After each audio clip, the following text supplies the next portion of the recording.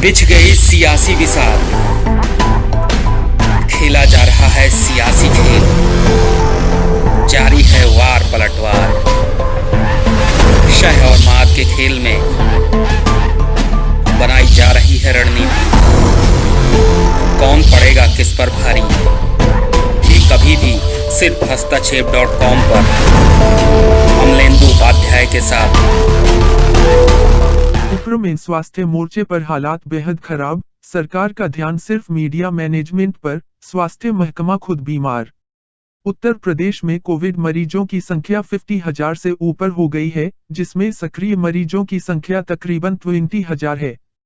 अगर प्रदेश में जांच का दायरा बढ़ाया जाए तो संक्रमितों की संख्या में काफी तेजी से इजाफा हो सकता है।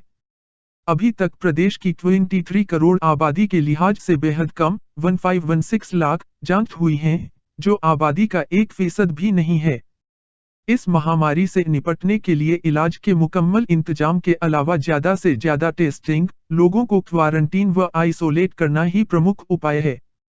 शुरुआती दौर में देश में महामारी के प्रमुख के केंद्र केरल, महाराष्ट्र, तमिलनाडु, दिल्ली व गुजरात थे, जिससे उत्तर प्रदेश के पास महामारी से निपटने के लिए मुकम्मल इंतजाम के लिए पर्याप्त वक्त था। दरअसल शुरुआत से ही इसकी जरूरत थी कि बाहर से आने वाले प्रवासी मजदूरों, छात्रों सहित सभी की समुचित मेडिकल चेकअप और कोविड जांच की जाती, क्वारंटीन, संस्थागत व होम व आइसोलेशन के उचित इंतजाम किया जाता तो प्रदेश में महामारी के प्रसार को रोकने में मदद मिलती। लेकिन जमीनी काम करने, ठोस योजना बनाने के बजाय कागजी घोषणाएं और आंकड़े पेश कर सफल योगी मॉडल के प्रोपेगेंडा पर सरकार का ज्यादा जोर रहा। कोविड मरीजों के लिए हेल्थ इंफ्रास्ट्रक्चर विकसित करने पर ध्यान ही नहीं दिया गया।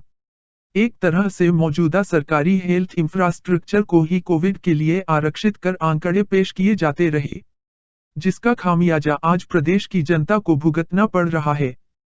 हालात इतने बदतर होते जा रहे हैं कि लखनऊ, कानपुर जैसे महानगरों तक में स्वास्थ्य सेवाएं चरमरा गई हैं। यहां कोविड बेड सरकारी और निजी अस्पतालों में भी उपलब्ध नहीं हैं।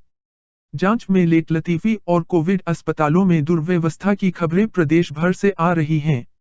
दरअसल संसाधनों, चिकित्सकों व स्टाफ की भारी कमी प्रदेश भर में है। यह हाल तब है जबकि अभी प्रदेश में महामारी पीक पर पहुंचने के काफी पहले के स्टेज में बताई जा रही है।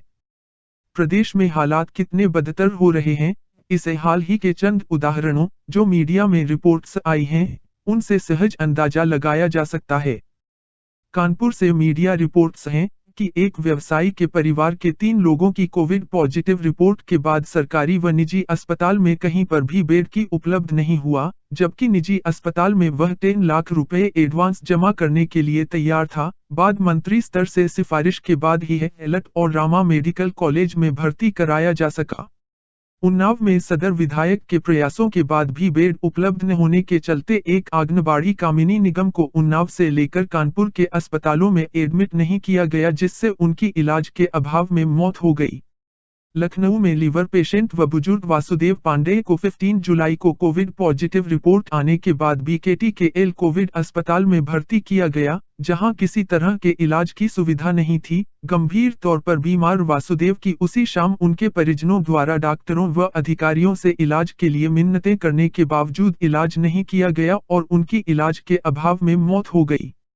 15 जुलाई को बाराबंकी के कोविड अस्पताल में सरकारी अस्पताल का वार्ड बॉय द्वारा सोशल मीडिया में वायरल वीडियो में आरोप लगाया गया कि उसके एडमिट होने के 16 घंटे बाद तक कोई भी स्टाफ अथवा स्वास्थ्य कर्मचारी देखने नहीं आया और वहां पहले से भर्ती मरीजों के मुताबिक आइसोलेशन वार्ड में 6 दिनों से डिसइंफेक्टेड नहीं किया गया है। गोरखपुर के मेडिकल कॉलेज में दुर्व्यवस्था का आलम यह है कि कोविड वार्ड 3 व 4 बरसात के पानी से भर गए। इसी तरह बरेली में भी छत से बरसात का पानी कोविड वार्ड में भर गया। वीडियो सोशल मीडिया में वायरल होने के बाद प्रशासन हरकत में आया। बांदा से रिपोर्ट है कि चित्रकूट धाम मंडल के एकमात्र कोविड अस्पताल राजकीय मेडिकल कॉलेज में बेहद घटिया किस्म का भोजन कोविड मरीजों को दिया जा रहा है, जबकि पौष्टिक आहार इनके लिए बेहद जरूरी है। मीडिया में इसके आने के बाद मंडलायुक्त से खाना व नाश्ता में दी जाने वाली धनराशि को 46 रू से बढ़ाकर 100 रू करने का आश्वासन दिया। इसी तरह सोनभद्र में कोविड अस्पताल में दुर्व्यवस्था का आलम है। साफ सफाई से लेकर स्टाफ कोई नहीं है, इलाज के नाम पर सिर्फ भर्ती कर लिया गया है। अगर किसी मरीज की अचानक तबीयत बिगड़े तो कोई भी वैकल्पिक व्यवस्था नहीं है। इसकी जानकारी वहां पर भर्ती रेणुकूट के पूर्व सभासद ने दी। चौतरफा अव्यवस्था के बीच सैनिटाइजर, स्कैनर आदि की खरीद फरोख्त में अनियमितता की खबरें भी आ रही हैं। इसी तरह के भ्रष्टाचार के मामले के मीडिया में आने के बाद चंदौली में प्रशासन द्वारा जांच कराई जा रही है। दरअसल मई में प्रदेश में संक्रमण प्रथम चरण में था और 1 लाख कोविड बेड तैयार कर लेने का जोर शोर से प्रोपेगेंडा इस तरह किया जा रहा था कि मानो महामारी को नियंत्रित करने में हम सफल हो गए हैं।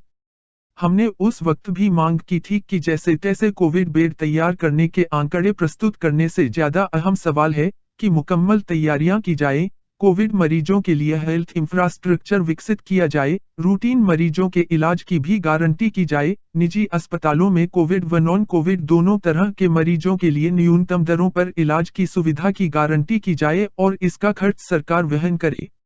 शुरुआत से ही अव्यवस्था का आलम यह था कि सरकारी व निजी अस्पतालों में ओपीडी बंद थी। इस संबंध में ऑल इंडिया पीपुल्स फ्रंट की ओर से इस संबंध में माननीय उच्च न्यायालय में याचिका भी दायर की गई है और न्यायालय के हस्तक्षेप पर ही ओपीडी खोलने का सरकार ने निर्णय भी लिया। लेकिन हालात में कोई खास सुधार नहीं हुआ है। प्रदेश में महामारी के संक्रमण के तेजी से बढ़ने के अलावा अन्य संक्रमित बीमारियां भी फैल रही हैं। लेकिन इन बीमारियों के इलाज के लिए सरकार ने किसी तरह के वैकल्पिक इंतजाम नहीं किए हैं।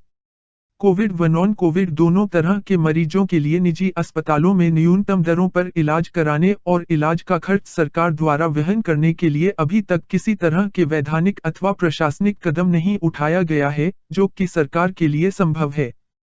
हालत यह है कि नोएडा, गाजियाबाद में निजी अस्पतालों में कोविड मरीजों से 30,000 रुपए प्रतिदिन का चार्ज लिया जा रहा है।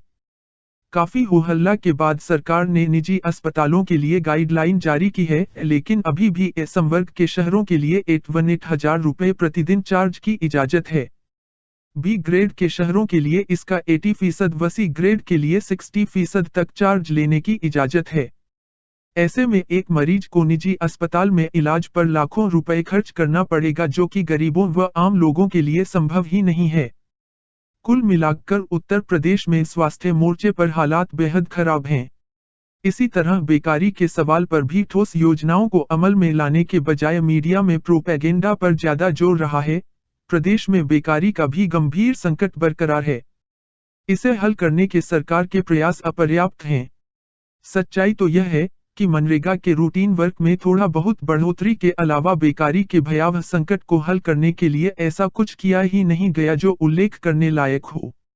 महामारी व बेकारी से निपटने के जिस सफल योगी मॉडल को प्रस्तुत किया जा रहा था, उसकी असलियत सामने आ चुकी है। अगर अभी भी सरकार ने इसके लिए युद्ध स्तर पर काम नहीं किया और सिर्फ कागजी खानापूर्ति व आंकड़े प्रस्तुत करने तक ज्यादा जोर रहा तो प्रदेश में हालात बेकाबू हो सकते हैं। दरअसल यह सवाल लोगों की जिंदगी से जुड़े हुए हैं। इसीलिए ऑल इंडिया पीपुल्स फ्रंट, युवा मंच, वर्कर्स फ्रंट हो या स्वराज अभियान, हम बराबर मांग करते रहे हैं कि इन सवालों को हल करने के लिए, लोगों की जिंदगी की हिफाजत के लिए सरकार ठोस कदम उठाए। राजेश सचान, लेखक स्वतंत्र टिप्पणीकार हैं, युवा मंच से जुड़े हुए हैं। ये लेखक के निजी विचार हैं।